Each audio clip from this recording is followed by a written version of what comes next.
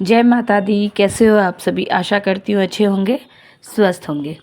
नवरात्रों की आप सभी को बहुत बहुत शुभकामनाएं। नवरात्रे चल रहे हैं, आप सभी माता के 9 रूपों की अलग अलग तरीक़ों से विधिवत जितना जिससे संभव हो सक रहा है वो वैसे माता को रिझाने की, माता को मनाने की, माता के प्रति अपना जो प्रेम है उसे दर्शाने की चेष्टा कर रहा है। आप भी कर रहे हैं ना? कमेंट करके ज़रूर बताइएगा कि आपकी नवरात्रों की पूजा कैसी चल रही है। अभी नवरात्रे चल ही रहे हैं कि कुछ सवाल आए हैं, उन सवालों के जवाब देने के लिए मैंने ये वीडियो आज बहुत पहले ही ये वीडियो बन जा रही है। आज तीसरा नवरात्रा है, माता चंद्रघंटा का दिवस है और आज ही मैं ये वीडियो शूट कर रही हूँ, ठीक है। लेकिन जो ये नवरात्रों, ये जो आपको विषय है, जिस विषय पे आज ये वीडियो बन रही है वो ये कि अष्टमी और नवमी तिथि कब पड़ रही है। इसके साथ ही दीदी हम लोग कन्या पूजन कब करें, और कन्या पूजन कब करें ये तो ठीक है, और उसके साथ ही हवन कब करें, हवन कब किया जाता है, कन्या पूजन के पहले किया जाता है या कन्या पूजन के बाद किया जाता है। इसके साथ ही और भी बहुत सारे सवाल कि अगर दीदी कन्या पूजन वाले दिन कन्याएं ना मिले तो क्या करें, तो क्या हमारा व्रत अधूरा रह जाएगा। और इसके साथ एक और कि दीदी हमने नवरात्रों का व्रत स्टार्ट किया है, व्रत 2 दिन 3 दिन अच्छे से चल भी रहे हैं, लेकिन इसी बीच हमें वुमेंस प्रॉब्लम्स आ गई हैं, हमें पीरियड्स आ गए हैं। तो ऐसी स्थिति में और हमारे घर में कोई है भी नहीं जो अष्टमी की तिथि पे, जो कन्या पूजन अष्टमी की तिथि को करते हैं वो अष्टमी वाले दिन कन्या पूजन करेंगे, और जो नवमी पूजन करते हैं वो नवमी वाले दिन कन्या पूजन करेंगे। तो जिसके घर पे कोई ना हो, सिर्फ वो अकेले ही मतलब सभी चीज़ों की तैयारी करना, कन्या पूजन करना, भोग प्रसादी बनाना, ये सब वो स्वयं ही करती हैं। तो ऐसी स्थिति में जब वे अशुद्ध अवस्था में हैं, इनडायरेक्टली आप यही कह सकते हैं ना, तो इस अवस्था में वो पूजन कैसे करे, वो कन्या पूजन कैसे करे, और अगर वो ये ना कर पाए तो क्या उनका व्रत अधूरा रह जाएगा। तो आज के इस वीडियो में आपको इन सभी तमाम सवालों के जवाब 1 बाय 1 मिलने वाले हैं। तो वीडियो में अंत तक ज़रूर बने रहें, और अगर चैनल पे नए हैं तो चैनल को लाइक शेयर एंड सब्सक्राइब करना ना भूलें, और उसके नीचे ही आपको बेल वाला निशान भी मिलेगा, आपको उसे भी क्लिक करना है ताकि जब भी मैं वीडियो डालूं तो वीडियो की नोटिफिकेशन आप तक ज़रूर पहुंच जाए। तो चलिए वीडियो की शुरुआत करते हैं। जैसा कि आप सभी जानते हैं कि हम लोग ये 9 दिन लगातार नवरात्रों की जो शुभारंभ नवरात्रों का हुआ है 3 अक्टूबर से, जिस दिन प्रतिपदा तिथि थी, उस दिन से हम लोग माता रानी के जो रूपों की, जैसे पहली माता शैलपुत्री, दूसरी माता ब्रह्मचारिणी, तीसरी माता चंद्रघंटा, चौथी माता कुष्मांडा, पांचवी माता स्कंद माता, छठी कात्यायनी माता, सातवीं कालरात्रि माता, आठवीं महागौरी माता, नौवीं सिद्धिदात्री माता। तो इनकी जब हम लोग पूजा 9 दिनों में 9 विविध रूपों में जब इनकी पूजा अर्चना करते हैं, इन्हें मनाने की कोशिश करते हैं, तो जो जिस दिन को पूजता है, जैसे मेरे पर जो मेरी फैमिली है, जो मम्मी की तरफ का बोल सकते हैं हम, उस तरफ जो पूजाता है वो है अष्टमी की तिथि पूजाता है। और ससुराल वालों की तरफ हालांकि यहाँ पहले नहीं होती थी, लेकिन मेरी जो बड़ी जेठानी जी हैं वे नवमी की तिथि को पूजती हैं। तो इस तरीके से आपके परिवार में जैसे चलता है, और परिवार ही क्यों, आप जब अगर आप माता रानी से जुड़े हुए हैं और आप शुरू से, जैसे मैं शुरू से, मैंने कम से कम, मुझे जहाँ तक याद है, मैंने बहुत छोटे सी उम्र से ही नवरात्रों के व्रत उठा लिए थे। तो मैं हमेशा से ही ना नवरात्रों की जो व्रत की जो कन्या पूजन है वो मैं अष्टमी तिथि को करती आ रही हूँ। तो सबके अपने अपने मतलब मन की कामनाओं के अनुसार होता है, कुछ परंपराओं के अनुसार होता है। तो जैसे आप करना चाहते हैं आप वैसे ही करिएगा। माता रानी भाव की भूखी हैं, तो आप उसी तरीके से जैसे आप करते आ रहे हैं आप वैसे ही माता रानी के पूजन को करिएगा। तो यहाँ हो गया। उसके बाद कि पहले हवन किया जाता है या फिर पहले कन्या पूजन। अगर आप अष्टमी वाले दिन अगर आप अष्टमी वाले दिन कन्याओं को जिमाते हैं, कन्या पूजन करते हैं, तो सबसे पहले आपको अष्टमी की तिथि वाले दिन ही आपको पूरा पाठ कर लेना है, आपको माता रानी की आरती करनी है। आपको, हम लोगों की इधर गोदी खोइछा भराता है, तो माता रानी को जो श्रृंगार चढ़ता है, जो केले बतासे दे के माता रानी का गोदी खोइछा भरा जाता है, वो करने के बाद आप कन्या पूजन कर सकते हैं। और अगर आप नवमी की तिथि को करते हैं तो उस दिन में वाले लोग शायद अष्टमी की तिथि को ही गोदी खोइछा भर देते हैं और नवमी के दिन सिर्फ कन्या पूजन का कार्य रखते हैं।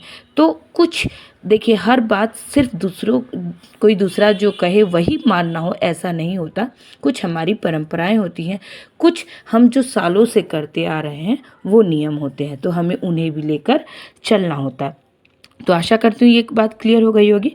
अब सवाल आता है कि अष्टमी तिथि कब है। बहुत से लोग 10 अक्टूबर को अष्टमी तिथि का व्रत कर रहे हैं, जो कि नहीं है, क्योंकि सप्तमी जो ये अष्टमी तिथि है वो सप्तमी युक्त है। लेकिन चूँकि हम लोग जो व्रत करते हैं अष्टमी तिथि का, अगर जो व्रत करेंगे वो अगर उदया तिथि के अनुसार व्रत करेंगे, तो उदया तिथि के अनुसार अष्टमी के नियमों का पालन आप 11 अक्टूबर को करिएगा, ठीक है। और जो नवमी का करना चाहते हैं वो 12 अक्टूबर को नवमी का कन्या पूजन करेंगे। लेकिन नवमी तिथि 12 अक्टूबर को सुबह 10:58 तक ही है। अतः आपको उसी बीच, अगर उसी बीच इतना जल्दी तो कन्या पूजन नवमी जो पूजते हैं उनका नहीं होगा, लेकिन उन्हें अपने व्रत का पारण 10:58 तक कर लेना है। ज़्यादा कुछ नहीं तो माता रानी का भोग प्रसादी से ही मतलब कन्याओं को आप जिमा दीजिए, और नहीं कुछ तो पारण आप मतलब कुछ भी मुंह में डाल करके आप व्रत का पारण कर लीजिएगा कन्याओं को जिमा के, क्योंकि एक पारण का जो समय होता है वो एक निर्धारित समय होता है।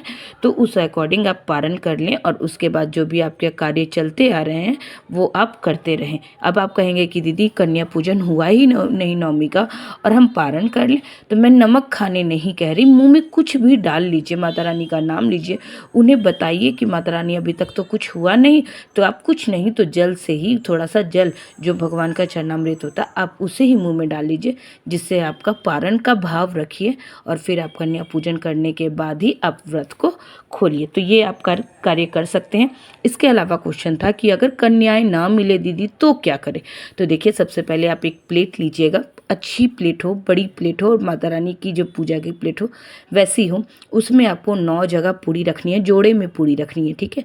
उसके ऊपर आपको हलवा रखना है, छोले रखने हैं, और जो भी दक्षिणा के लिए आप सामान लाए हैं या फिर जो कुछ श्रृंगार का कुछ लाए हैं तो वो उसे कन्याओं के निमित्त आप लाए हैं तो वो उसे उस प्लेट के ऊपर आपको रख देना है, वो आपको माता रानी को अर्पित करना है। और अगर आपको कोई एक कन्या भी मिल जाती है तो उस एक कन्या में ही आप 9 देवियों का स्वरूप मान के उन्हें ही पूज लीजिएगा, और उस एक कन्या को ही 9 कन्या का स्वरूप से आप वो सभी सामग्री भेंट कर सकते हैं। लेकिन अगर आपको एक भी कन्या ना मिले तो आपको ये जो पूरी हलवा चना का आपने भोग लगाया, आप इसे गौशाला में जाके गाय को खिला सकते हैं और दक्षिणा को वहाँ दान की पेटी में डाल सकते हैं। तो होप आपके प्रश्न का जवाब मिल गया होगा।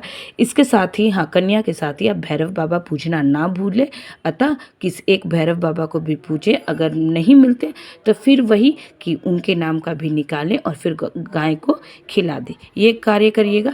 दूसरा एक सवाल आया था कि दीदी अगर पीरियड्स आ जाए, व्रत कर रहे हैं और पीरियड्स आ जाए और हमारे घर में कोई है भी नहीं जो व्रत को मतलब व्रत का जो भी कन्या पूजन का कार्य है वो कर सके, तो ऐसी अवस्था में क्या करें। तो देखिए, जहाँ आपने माता रानी की चौकी लगाई है वहाँ चौकी लगी रहने दे, उसे छुए नहीं। डेली मानसिक रूप से दूर बैठ के ही माता रानी को जाप करें, माता रानी का नाम ले, कान पकड़ें, क्षमा याचना मांगे, और भूल त्रुटि जो भी हुआ नहीं हुआ उन सब के लिए आप क्षमा याचना करें, रुदन करें। और उसके बाद जब आपकी अष्टमी या नवमी की तिथि है, जिस दिन भी आप कन्या पूजन करते हैं वो तिथि आ जाए, तो उस तिथि वाले दिन आपको आसपास की जो भी कन्याएं हैं उन्हें दक्षिणा दे देनी चाहिए, ठीक है। क्योंकि आप खिला नहीं सकते, आप बना नहीं सकते, क्योंकि वो माता रानी को भोग चढ़ने के बाद ही वो होगा। तो जब वो कार्य आप नहीं कर पाए तो आप दक्षिणा दे दीजिए। और अगर संभव हो तो जब आप शुद्ध हो जाएं, जब आप शुद्ध अवस्था में आ जाए, तो आप पूर्णिमा की तिथि देख करके कन्याओं को खाना खिला भी सकते हैं। अन्यथा आप ऐसे भी अपने व्रत का पारण कर सकते हैं। तो होप आपके जो भी सवाल थे वो सभी सवालों का जवाब देने में मैं सक्षम रही होंगी। तो आप इस तरीके से अपनी पूजा अर्चना को कर सकते हैं।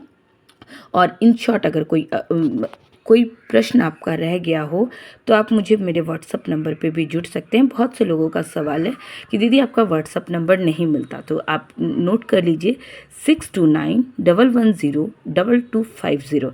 आप इस नंबर पे मुझसे कनेक्ट कर सकते हैं और आपके जो भी सवाल हो वो मैं निःशुल्क आप लोगों से, देखिए मैं बात नहीं कर पाती, लेकिन आप मुझे व्हाट्सअप कर सकते हैं। आपके जो भी प्रश्नों, मैं पूरी चेष्टा करूँगी कि आपकी जल्द से जल्द आपके सवालों के जवाब मैं आपको दे सकूं।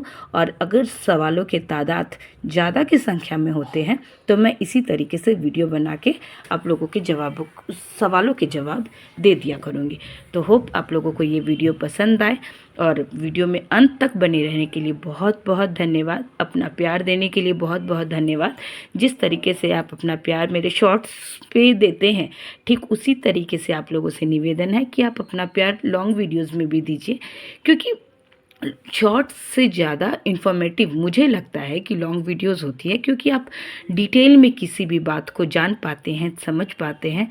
और एक कनेक्शन आपका और मेरा, जब एक कनेक्शन है, जैसे भगवान और भक्त के बीच का कनेक्शन होता है, तो हम लोग एक फैमिली की तरह से बॉन्ड बन रहे हैं। तो इस तरीके से हमारा भी कनेक्शन और गहरा हो सके, इसके लिए मुझे आप लोगों के हेल्प की बहुत आवश्यकता है। अतः अगर आपको वीडियो अच्छी लगे तो अपने नियर एंड डियर के साथ शेयर भी करें, लाइक करें, सब्सक्राइब करें और कमेंट, प्यारे प्यारे कमेंट करना ना भूलें। तो बस यही छोटी सी वीडियो है, आशा करती हूँ आप लोगों को अच्छी लगेगी। और फिर भी कोई भूल चूक हो जाए तो कान पकड़ के माफ़ी है, और अपनी इस दीदी पे बोलिए, अपनी इस बच्ची पे बोलिए, अपना प्यार बनाए रखिए। जय माता दी।